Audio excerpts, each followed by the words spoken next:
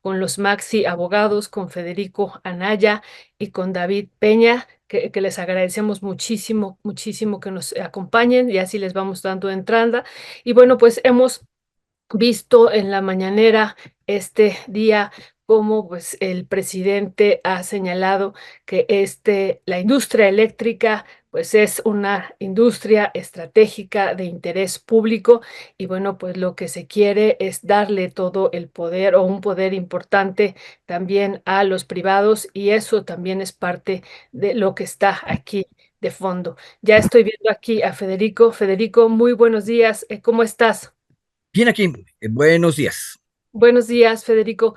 Pues Federico, y ahorita en un momentito se estará incorporando David. Gracias que nos están acompañando, no en lunes, sino en jueves, Federico.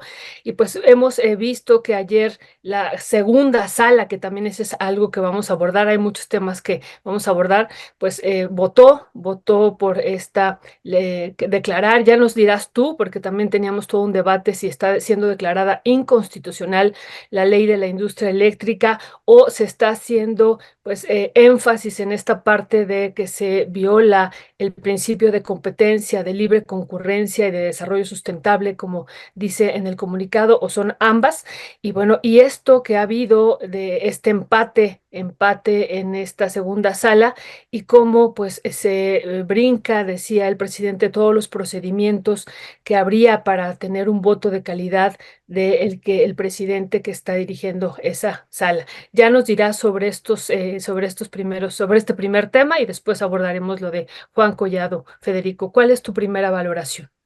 Eh, bueno, hay que reconocer primero que las opiniones respecto de cómo debemos organizar nuestra constitución y la industria eléctrica tienen dos extremos y son válidos. Hemos oído al presidente uno de los lados, que es la preponderancia del sector estatal para asegurar tanto la soberanía nacional como estabilidad de precios para los consumidores. Bueno, pero en el otro extremo, los neoliberales incluyeron en la Constitución dos principios. Uno de libre competencia, que en mi opinión mañosamente lo metieron en el capítulo de garantías como si la libre competencia fuera un derecho humano.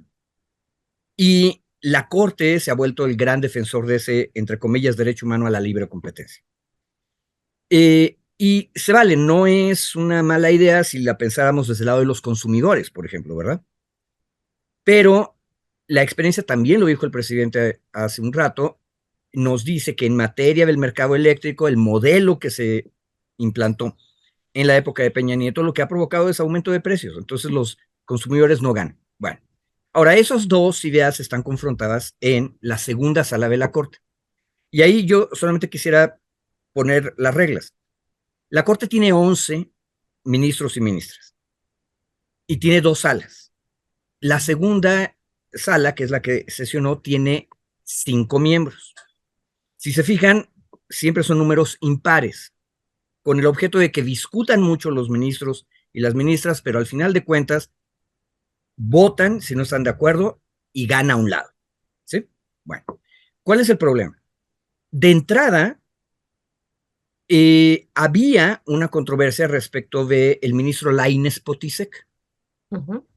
de si él debía o no debía participar en los debates, porque se había alegado desde la Secretaría de Energía que él tenía un interés previo en el asunto del modelo eléctrico y por lo tanto no debía participar.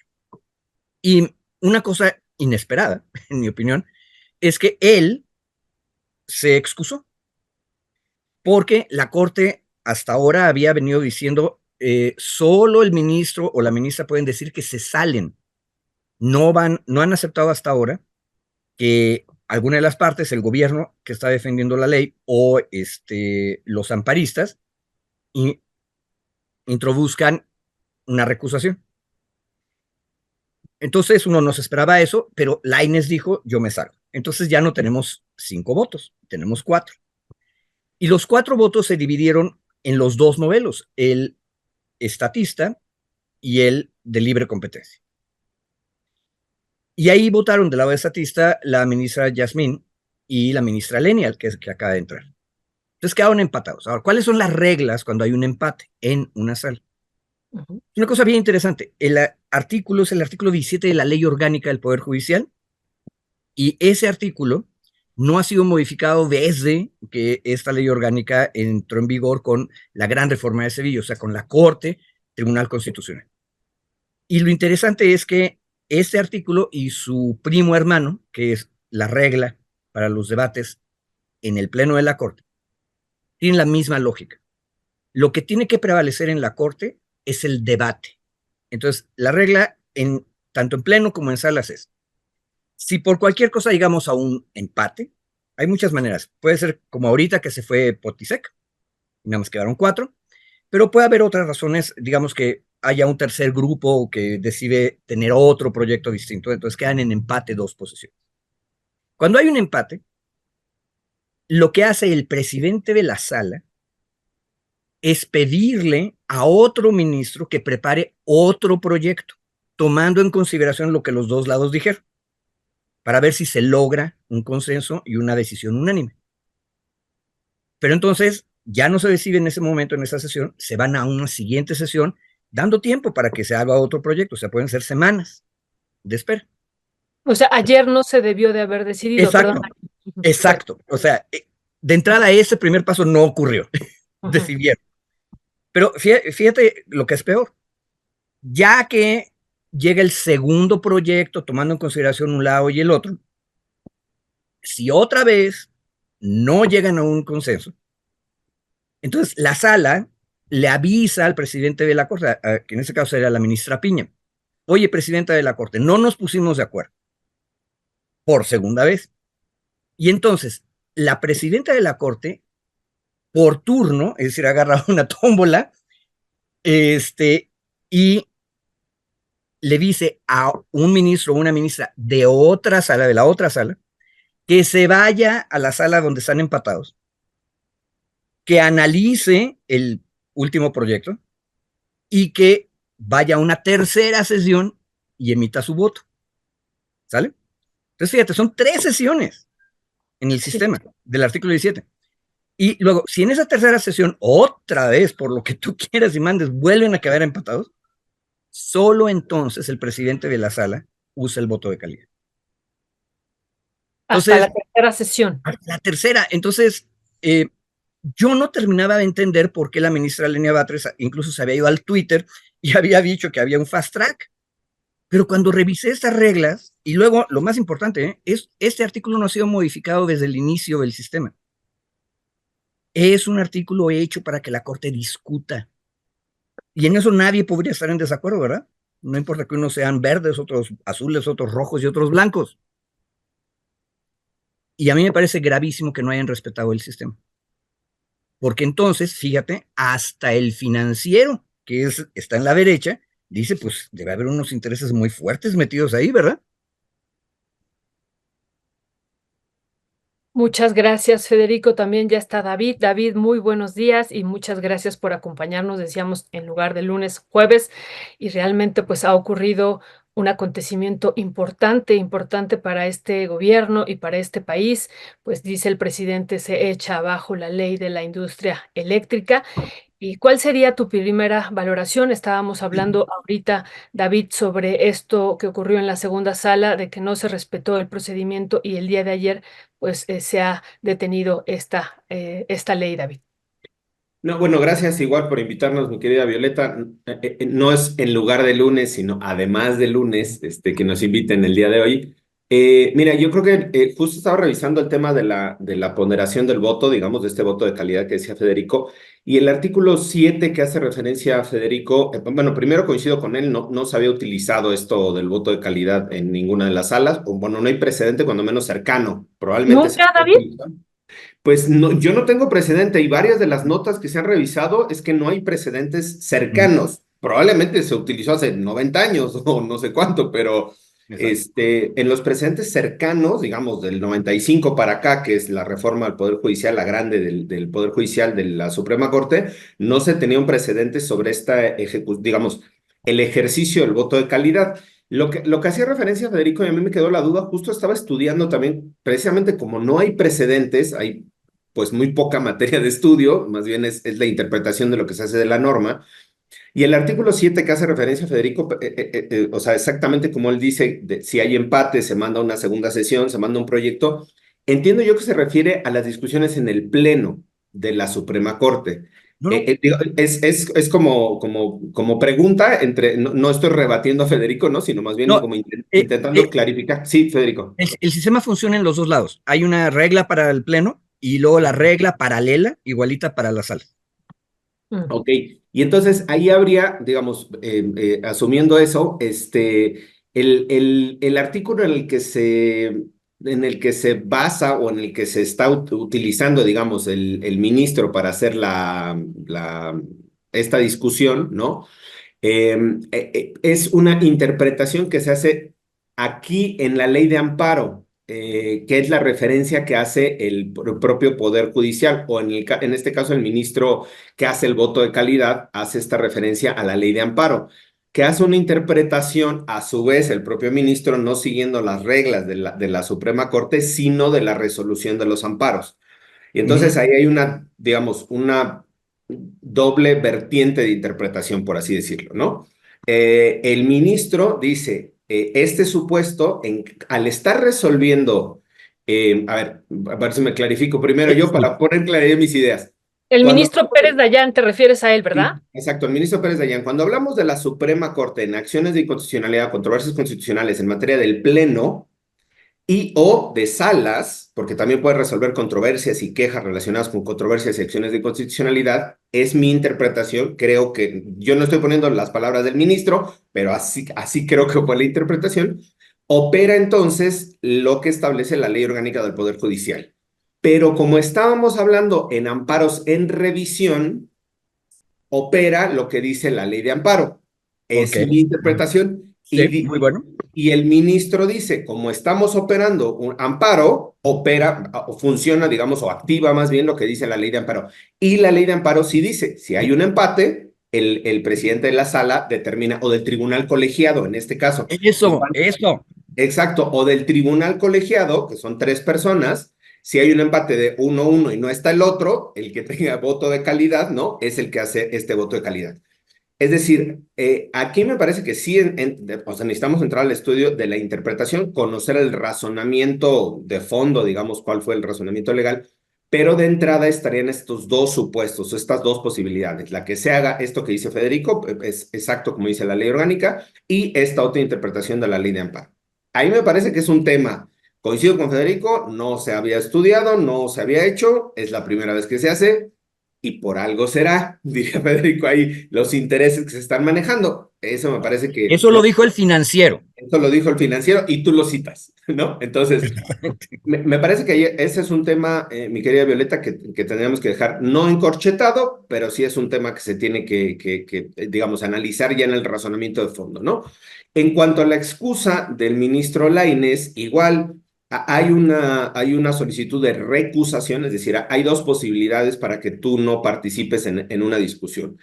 Que fundadamente alguien te recuse, es decir, que establezca cuáles son o por qué no tendrías que participar en esa votación o en la discusión de ese caso, tengas intereses, tuviste participación en este caso anteriormente, formaste parte del jurídico de alguna de las empresas que están ahora alegando, es decir, hay muchos supuestos. Y ahí hay me parece una acotación interesante porque justo ahorita estaban diciendo en la mañana, informaron la Suprema Corte ayer también, que el proyecto de resolución en el caso de la revisión del amparo de Mario Aburto se cambiaba de ministro justo porque el ministro que le había tocado, que creo que también era Lainez, no recuerdo si era Lainez, bueno, ahorita me voy a la clarificación, le cambiaron de ministro nada más y se lo dan ahora a la ministra Loreta Ortiz porque el ministro que tenía el proyecto de aborto cuando fue juez de distrito, exoneró a Otón Cortés como el segundo tirador en el caso de Colosio.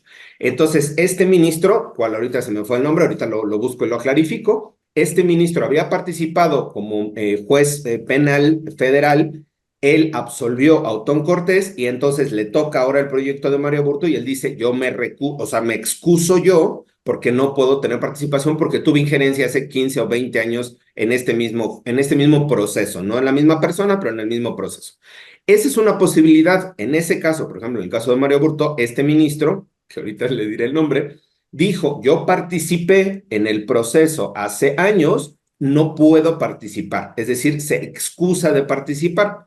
Y la otra opción es que se da en algunos casos, por ejemplo, jueces o magistrados, en donde los propios jueces, magistrados, en este caso ministros o ministras, se recusan, es decir, perdón, alguien recusa a los ministros o a los jueces diciendo o alegando justo que hay conflicto de intereses, que tuvieron participación en el caso. Son dos vertientes. Y yo voy a poner aquí un ejemplo claro de uno de los casos que llevamos nosotros en Puebla, un defensor de derechos humanos, Sergio Rivera, que ya lo hemos mencionado acá, fue absueltas las personas que estaban las personas que fueron llevadas a juicio, en la sentencia fueron absueltas, ganamos el amparo directo para reponer el juicio por múltiples violaciones que se habían dado por desaparición, digamos el caso era por desaparición cometida por particulares, se repone el juicio y se le asigna al mismo juez que había absuelto a las personas. Y el juez se excusa de conocer el caso y dice, yo no puedo participar porque yo hice manifestaciones en el juicio más allá de lo jurídico e incluso las víctimas, en este caso nosotros, interpusieron denuncias en mi contra en materia penal y denuncias en el Poder Judicial. Como yo ya tuve una participación, no puedo participar en el juicio y se excusa. Esto fue lo que hizo el ministro Lainez. Él se excusa de participar porque había expresado o había manifestado su posición previamente en el sentido de cómo se votaría la ley de la industria eléctrica. Es decir, él mismo reconoce que ya había expresado sus posiciones en alguna parte de los procesos previos y que por lo tanto no podía participar. Por eso se da esta burbuja, digamos, de 4 y se da este empate y se da toda la otra discusión. Creo que es un tema, insisto, muy interesante. Ya se habían dado los planteamientos sustanciales, mi querida Violeta, y con eso termino, en la discusión cuando se fue el año pasado de 6-5 en la votación para la ley de la industria eléctrica resolviendo las acciones de inconstitucionalidad. No se alcanzaron los 8 votos para hacer la declaratoria general de inconstitucionalidad, que esto implica que cuando se alcanzan los 8 votos, pues se declara inconstitucional y se va toda la reforma, ¿no? En este caso, por eso se va a la sala a resolver en lo concreto y no en lo general en la acción de inconstitucionalidad del año pasado. Entonces, David, nada más bueno, para entender esto último, esta resolución de la segunda sala, si hubiera participado el ministro Lainez, de todos modos hubiera quedado así, ¿no? O sea, se hubiera detenido la ley de la industria eléctrica con su participación, ¿no? Muy Eso probablemente sí, porque muy él ya probable. habría manifestado, exacto, su posición en contra de la reforma. Y lo otro, David y Federico, que tenemos dudas, porque aquí el comunicado que emite la Suprema Corte dice que la reforma de 2021 a la ley de la industria eléctrica, y es muy clara, vulnera los principios de competencia, libre concurrencia y desarrollo sustentable. Entonces, esto lo interpretamos a partir de lo que decía Federico como que es inconstitucional, o sea, se declara inconstitucional, así sería. Perfecto, bueno, era una duda que teníamos y qué bueno que tú lo estás y también. Perdón, mi querida Violeta, nada más para aclarar los efectos de la concesión del amparo. Perdonen ustedes que es jueves tan temprano, ahora nos tocó más temprano y estamos ya tan abogadiles. A ver, se concede el amparo, este amparo que se resolvió ayer, los amparos en revisión, se concedieron para 6 empresas, solamente para 6 empresas. En materia de amparo, los efectos de los amparos solo son para las personas que se quejan, es decir, para quienes ganan el amparo. En este caso, los efectos de declarar inconstitucionales varios de los artículos de la ley, no todos los artículos de la reforma, algunos de los artículos de la Sí. reforma, solo se aplica en beneficio, digamos, o para proteger a estas 6 personas, a estas 6 empresas, digamos, no personas, a estas 6 empresas. Así, hasta ahí quedarían los efectos del amparo. Pero, como dice la sala, si yo solo declaro inconstitucional estos artículos para estas 6 empresas, Ujú, justo estoy haciendo lo que estoy combatiendo, es decir, generar un desequilibrio en las competencias, porque estas 6 empresas no se les va a aplicar la ley, al resto, 40, 50, las que sean de empresas, sí se les aplica y por lo tanto va a generar un desequilibrio en el mercado, que es justo lo que yo estoy diciendo que estuvo mal. Entonces, hace una digamos, los efectos del amparo en materia generales, hace unos efectos generales del amparo, también es cosa muy rara, muy extraña que se dé, sí se da en algunos casos, sí se da en algunos asuntos, se ha visto, pero es poco usual, digamos, que los efectos, dirían en términos jurídicos, se hagan erga omnes, es decir, más allá de la gente que solamente se está buscando el amparo. ¿Por qué? Porque generalmente el beneficio, la protección del amparo es a quienes se quejan, que son estos 6. Entonces, la sala dice, si yo solo le declaro inconstitucional a estos 6, genera un desequilibrio en el mercado. Entonces, recurre a un término que ya no lo utiliza en el comunicado de la Corte, pero se le llama la reviviscencia de la norma, que es un término que utiliza en la Corte. La reviviscencia de la norma, que es decir, revivo la norma antes de la reforma del 2021 impugnada y la norma vigente de ahora en adelante, para que no se quede este vacío, la norma vigente va a ser la que estaba antes de la reforma del 2021, es decir, la norma derivada de la reforma de Peña Nieto. Mi querido Federico. Ahí yo complementaría un detalle.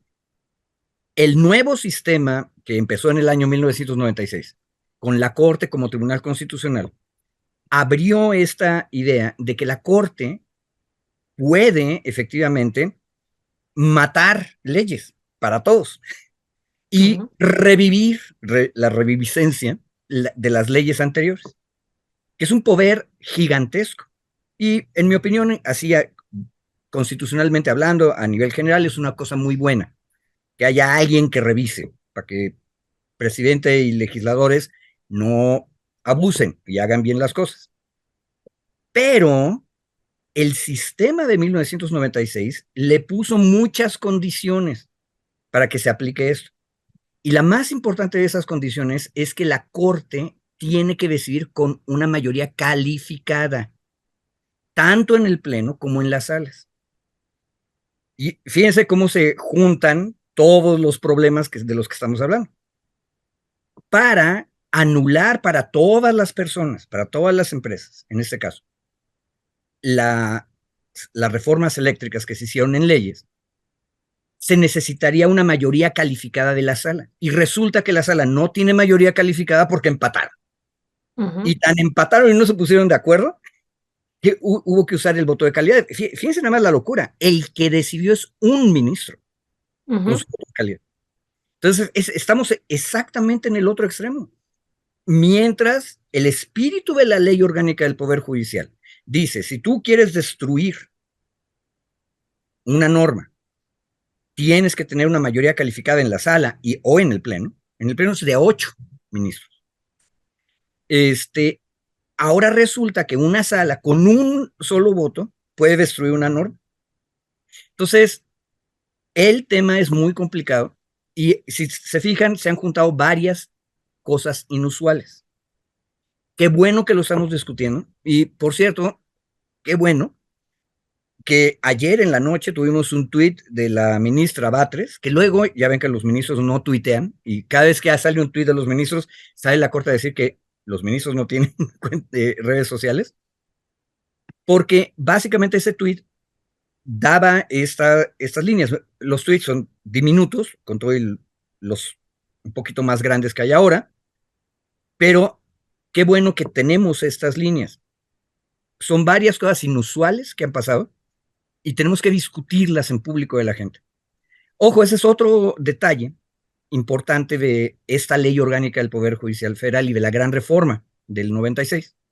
La Corte discute en público de la gente las broncas. Entonces, fíjense cómo el espíritu de esta reforma, que ha tenido cosas muy buenas, es que discutan y que lo hagan frente a toda la ciudadanía. Y lo que pasó ayer es que en lugar de tener 3 sesiones, decidieron tener una. Que en lugar de que hubiera una mayoría calificada de ministros para acabar con una ley para todos, un solo ministro tomó la decisión. por voto de calidad. Eso está mal, por donde lo queramos ver. Perdón, Violeta, dos temas nada más. Es el ministro Pardo Rebolledo, al que yo me hacía la referencia de que se excusó para conocer del caso Colosio, nada más para tener la claridad, que se me había ido el nombre en la memoria, Pardo Rebolledo. Y dos, justo esto que decía Federico, Violeta, cuando se da la discusión el año pasado de la inconstitucionalidad de la ley, de varios artículos, no de toda la reforma, de varios artículos de la ley de la industria eléctrica, no se alcanzó esta mayoría, justo que está diciendo Federico y que nos aclara muy bien, que se tendría que haber alcanzado 8 votos para declarar la inconstitucionalidad de la norma. Por eso fue a sala, ¿no? Exactamente. No es Ahí se resolvieron. Ahí se resolvió Por- la acción de inconstitucionalidad y se acabó. Punto. Exacto. Acción de inconstitucionalidad se va directo al Pleno de la Corte, donde están Ya. los 11, y necesitas 8 para destruir completamente la ley. Como Pero no se Entonces esa alcanzaron parte los de 8, inconstitucionalidad se detuvo. sí, Y entonces pues, en la sala es lo de las 6 empresas, el amparo, digamos ¿no? que incluso recordamos el debate que se dio el año pasado cuando se resuelve el pleno, justo porque decían hubo seis votos y 5, y luego de ahí ¿se acuerdan que se hizo todo un sainete de si los votos estaban bien contados, de porque si un voto de los ministros creo que fue el ministro Saldívar, votó contra sí una parte, pero no otra parte, y entonces el voto tendría que haber sido diferenciado en 6 con uno y 7 con otro, y una cosa ahí muy sí. rocambolesca, también muy rara en la corte, pero bueno, digamos, en términos generales quedó 6-5.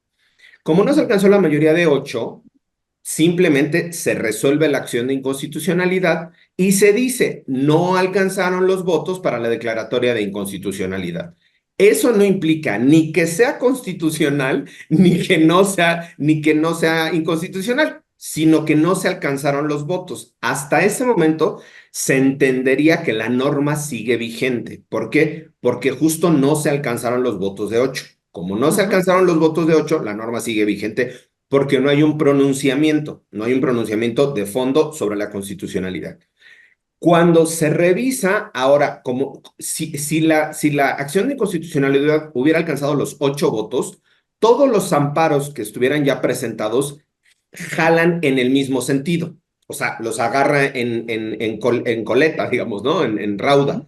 Entonces, si la acción de constitucional hubiera alcanzado los 8 votos en cualquiera de los dos sentidos, declarando la constitucionalidad o declarando la inconstitucionalidad, todos los amparos que están presentados y los amparos en revisión jalan para allá, es decir, van en ese mismo sentido que ya fijó el Pleno de la Corte.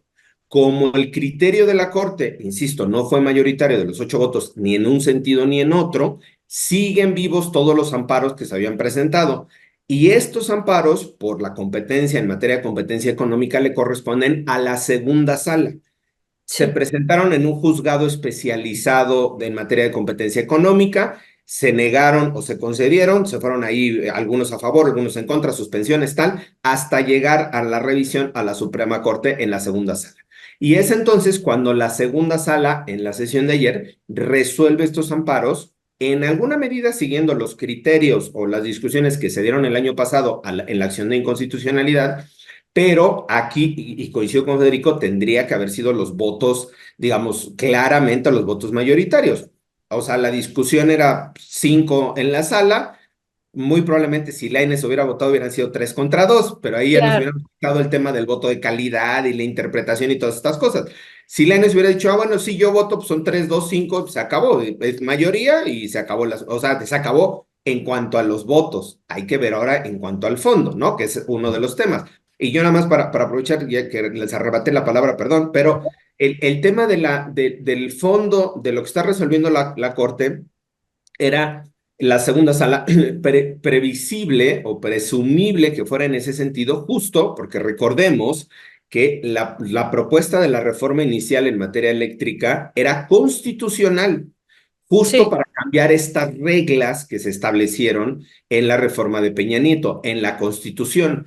Cuando no da los votos, porque la oposición digamos, se opone y boicotea ahí la ley de la reforma eléctrica, se pasa entonces al plan B, que fue la reforma legal, no constitucional.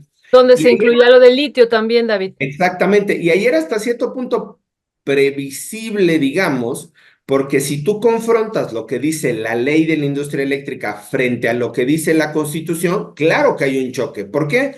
Porque la propuesta inicial del presidente era cambiar la Constitución para cambiar esas reglas que resultaban, digamos, en contra de la Comisión Federal de Electricidad o que le restaban, digamos, competencia, capacidad de gestión, de producción a la Comisión Federal de Electricidad. Tiene una cantidad enorme de argumentos a su favor.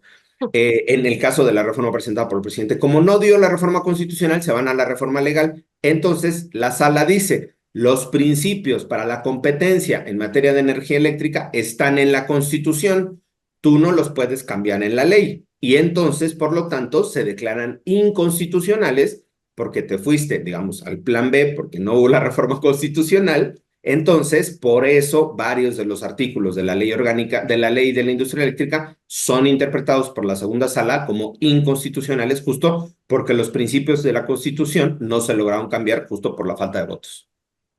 Muy bien, no, pues muchísimas gracias. Es un tema que vamos a tener que seguir abordando porque, bueno, el presidente decía esta mañana, pues parece que de todos modos en la Suprema Corte de Justicia pues no se va a lograr detener esta ley de la industria eléctrica, ¿no? O sea, es decir, se va a declarar inconstitucional y lo que viene, ¿no? Esta mañana nos enteramos que en abril se va a discutir la ley minera también en la Suprema Corte de Justicia de la Nación y las otras leyes que se aprobaron el 28 de abril en la Cámara de Diputados. Entonces, pues también esa sería pues seguir ese camino de declararlas inconstitucionales estas leyes y me parece pues que eso tenemos que analizar lo que es lo que sigue, ¿no? Y con esa pregunta iríamos cerrando, Federico. Hay otro tema, que a lo mejor ahorita en 2 minutitos, pero ¿qué es lo que sigue en términos de esta reforma, perdón, de esto que ha dicho el presidente, que van a meter un amparo? Pero ¿qué pasará en la Suprema Corte con esta composición que hay, Federico? A ver, el presidente dijo que van a recurrir esta decisión y me parece que las partes en los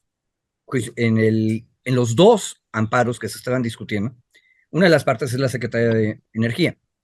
Sí. Seguramente la Secretaría de Energía va a hacer un argumento más o menos como los que platicamos ahorita, diciendo, a ver, las reglas de voto de calidad que aplican en este caso no son las de amparo. La ley de amparo pone esas reglas cuando estás en un tribunal colegiado que tiene 3 personas. La Corte tiene 11 y sus salas tienen 5 y tienes 2 artículos. El artículo 6 de tu ley orgánica dice qué hacer cuando tienes empate en pleno y el artículo 17 dice qué tienes que hacer cuando tienes empate en salas. Y es bien clarito que es para todas las cosas que discutas, sean controversias constitucionales, acciones de inconstitucionalidad o amparos en revisión. Entonces, esa es la materia de el recurso o la queja o lo que sea, ahí yo no estaría seguro cuál es el nombre, que va a presentar la Secretaría de Energía, la parte gubernamental, y lo tiene, como es una decisión de la sala, lo tiene que hacer ante el Pleno. Y entonces el Pleno va a tener que explicarnos todo esto que estamos diciendo. Vamos a ver qué nos dice. Muchas gracias. David, ¿con qué cierras este tema? No, creo que muy probablemente, como dice Federico, se va a hacer la queja respectiva y se subirá al Pleno sobre la resolución y el Pleno muy probablemente va a volver a votar 6-5, como ya lo hizo Claro. o sea, es decir, ya está cantado un poco como previsiblemente hacia dónde están cantados los votos. 6-5, porque recordemos que esos 5, digamos, que estaban por la declaratoria de constitucionalidad, entre ellos estaba el ministro Saldívar. Entonces, en esta sustitución ahora de la ministra Lenia Batres, sigue estando ese mismo voto, digamos, ¿no? Entonces, muy previsiblemente, lo que se recurra ante el Pleno, pues obtendrá estos mismos 6 o 5 votos. Entonces, más bien estaría tendiente, digamos, a que pues se vaya confirmando esta decisión de la segunda sala y pues a la declaratoria de inconstitucionalidad de esos artículos que están ya mencionados ahí, ¿no? Es lamentable, sí, lamentable la forma en la que está haciendo la interpretación, el abordaje, pero bueno, insistimos que me parece que no es menor señalar que se tuvo que recurrir justo a la reforma legal ante la cerrazón, digamos, de la oposición por hacer una reforma constitucional que hubiera evitado todo esto, ¿no? Si se aprueba la reforma constitucional garantizando la participación, no sé qué, se modifican los criterios de la competencia, se evita toda esta discusión y estaríamos con la ley vigente o con esta ley justo dando la prioridad a la venta, a la producción, a la Comisión Federal de Electricidad, que era lo que se buscaba, y no pues ahora estar en este limbo parados ya con la declaratoria de inconstitucionalidad. Muchas gracias, David. Federico, hay un tema muy importante también, lo de Juan Collado. Ya tenemos a la mesa en espera. En 2 minutitos, van a decir en 2 minutitos, pero bueno, Juan Collado queda absuelto de los delitos de delincuencia organizada y de operaciones con recursos de procedencia ilícita. ¿Qué decir sobre esto que también ha sido comentado en la mañanera el día de hoy, Federico? Le queda pendiente una acusación por evasión fiscal de 36 millones de pesos. Sabemos personas en el público de la gente que jamás hemos visto ni veremos 36 millones de pesos, pero él dejó de pagar 36 millones de pesos. Nada más un comentario. Juan Collado, que es el gran abogado de la élite política y financiera de el viejo régimen en ese país, puede hacer estos litigios, puede enfrentarse a la Fiscalía General de la República, resistir. Le ha tocado estar en prisión, lo cual tiene un elemento de justicia social, pero eventualmente, como es poderoso, rico y tiene todos los abogados del mundo, eventualmente va a terminar ganando. Mi único comentario tiene que ver otra vez con lo mismo.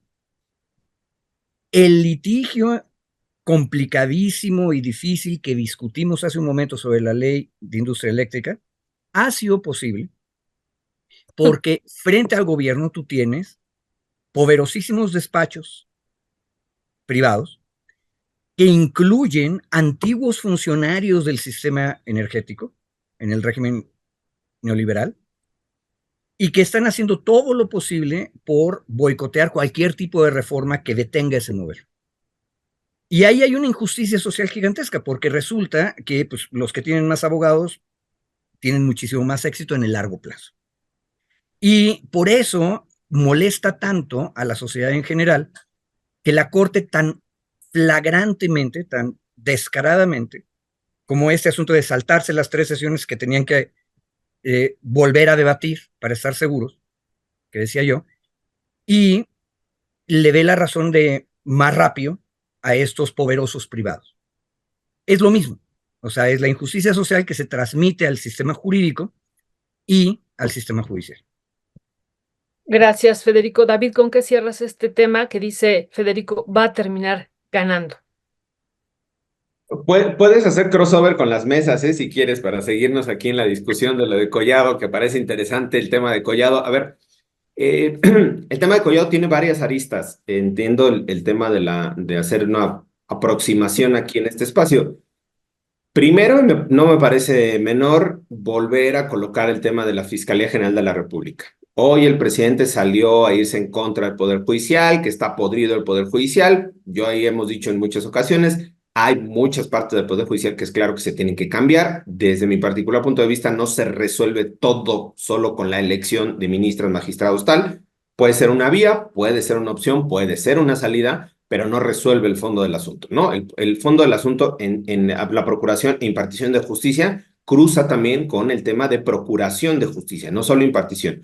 Y el presidente parece que sigue, sigue en esta colocar en el centro del debate el tema del Poder Judicial. Yo insisto, está bien, es agenda del presidente que lo coloque, pero el que exonere completamente de toda responsabilidad a la Fiscalía General de la República, me parece que es un error del propio presidente. O sea, no reconocer que la incapacidad de la Fiscalía General de la República es la que facilita esta suerte de criterios del Poder Judicial es no ver la película completa o no querer ver la película completa. Es decir, el Poder Judicial puede estar corrompido, puede tener intereses, puede favorecer, sí, a este grupo rapaz, sí, no vamos a entrar al debate. Pero las decisiones del Poder Judicial serían mucho más complicadas y mucho más difíciles de sustentar si tuviéramos una muy buena acusación fundamentada, con muchas evidencias, con muchos datos de prueba de la Fiscalía General de la República. Y dos temas en el de Collado. Primero se integra una denuncia y una carpeta de investigación en la Fiscalía General de la República de la sede de Querétaro para hacer la investigación sobre la compra de los terrenos y supuestamente el dinero de procedencia ilícita, y declara el no ejercicio de la acción penal la sede de Querétaro. Años antes de que fuera, en el 2018, declara el cierre. En el 2019 retoma la investigación la delegación de la FGR en la Ciudad de México. Reabre la investigación y se va en contra de Collado por uso de recursos de procedencia ilícita por los mismos hechos. Cuando la FGR ya había declarado el no ejercicio de la acción, la misma FGR había declarado el no ejercicio de la acción penal en Querétaro y dijo: no hay delito que perseguir, no se actualiza ningún delito. La reviven con una intencionalidad, presumimos, de investigación y no de persecución. La reviven, la rearman y la vuelven a presentar. Primero, y eso lo alega la defensa, dice: ya tenía la investigación sobre los mismos hechos, con los mismos elementos, la Fiscalía General de la República en meses antes había declarado el no ejercicio de la acción penal, es decir, que no había delito que perseguir. Y dos, en diciembre, el 26, 27 de diciembre de este año que acaba de pasar, o sea, hace unos días, se resuelve en un tribunal colegiado que el coacusado de Collado, al coacusado de Collado no se le habían acreditado los elementos ni por delincuencia organizada ni por lavado de dinero. El coacusado en el mismo proceso. Y entonces los abogados de Collado van y le dicen a este juez: oye, el coacusado por los mismos hechos y por los mismos delitos ya fue absuelto. Entonces, en el caso mío, sobresee la investigación, sobresee el proceso, porque no hay delito que perseguir, porque ya hay un criterio del Poder Judicial, de un tribunal colegiado, que dice que no hay delito que perseguir y que no se actualiza el delito, no se acredita. Y el tema central, y termino, es la acreditación del delito. La Fiscalía General de la República no pudo acreditar que los recursos fueran de procedencia ilícita y por lo tanto no pudo acreditar la delincuencia organizada, porque está concatenado, digamos, está ligado el uso de recursos de procedencia ilícita, la reiteración de ese uso para acreditar delincuencia organizada. Entonces cayó literalmente, no otra vez porque el Poder Judicial haya beneficiado al grupo, se cayó porque la Fiscalía General de la República no tuvo la capacidad de probar que el dinero fuera de recurso de procedencia ilícita. Entonces aquí otra vez sí hay que revisar al Poder Judicial, desde luego, pero a la Fiscalía General de la República, que es el que está haciendo el gran daño a la Procuración de Justicia en este país. Qué barbaridad, como siempre dice Ernesto, qué barbaridad. Impresionante esto, pues entonces es otra lectura, ¿no? Es otra lectura, no es en abstracto el Poder Judicial, sino es la Fiscalía General de la República que no pudo comprobar esto que tú estás señalando, estos recursos de procedencia ilícita. Pues bueno, les agradecemos muchísimo a los dos. Me parece que hay días y están por venir otros días muy fuertes, muy intensos, ya lo empezamos a vivir con esto que pasó el día, con estas publicaciones que se hicieron el día de antier, ¿no? Pero ayer también han ocurrido estos dos acontecimientos muy importantes que queríamos discutir con ustedes, Federico y David. Les agradecemos muchísimo y estamos en comunicación. Fuerte, fuerte abrazo y a cuidarse muchísimo porque el COVID está intenso, queridos. Gracias, Violeta, gracias, Federico, un saludo a toda la audiencia. Gracias, gracias a ustedes. Pues muchísimas gracias a los Maxi abogados que nos esclarecen pues muchos elementos. Ya habíamos escuchado en la mañanera pues esta información también que daba el presidente a conocer a partir de este comunicado que emitió el titular de la Comisión Federal de Electricidad, Manuel Bartlett, y bueno, pues ya aquí los Maxi abogados pues hacen también alusión a esta ley orgánica del Poder Judicial, ¿no? Que lo ha explicado muy bien Federico, y de que debió haberse seguido un proceso, una tercera sesión para aplicar este voto de calidad. Y bueno, también David nos pone en la discusión esta ley de amparo, que ahí sí se permitiría el voto de calidad. Y hay una situación aquí, pues, de fondo, pues, que es esta discusión que hemos dicho, es una discusión también entre Estado y mercado, pero lo que no estamos de acuerdo, ya nos dirá la audiencia, y vamos dándole entrada a la mesa, querido Cristian, es esto que han argumentado ellos en esta declaración que ha hecho la Suprema Corte de ayer. La reforma de 2021 a la ley de la industria eléctrica vulnera, dice, los principios de competencia, libre concurrencia y desarrollo sustentable, cuando sabemos perfectamente bien que lo que ha ocurrido no es la libre competencia, sino más bien es la monopolización de unas empresas privadas y además la inmensa mayoría extranjeras de la industria eléctrica. Eso es lo que ha ocurrido. No ha habido libre competencia, más bien ha habido monopolización y un interés permanente por desaparecer esta empresa pública, ¿no?, del Estado mexicano. Ese ha sido el interés, y tampoco ha habido un interés por este desarrollo sustentable, sino un interés económico. Pero bueno, es un tema económico y político que tendremos que seguir discutiendo.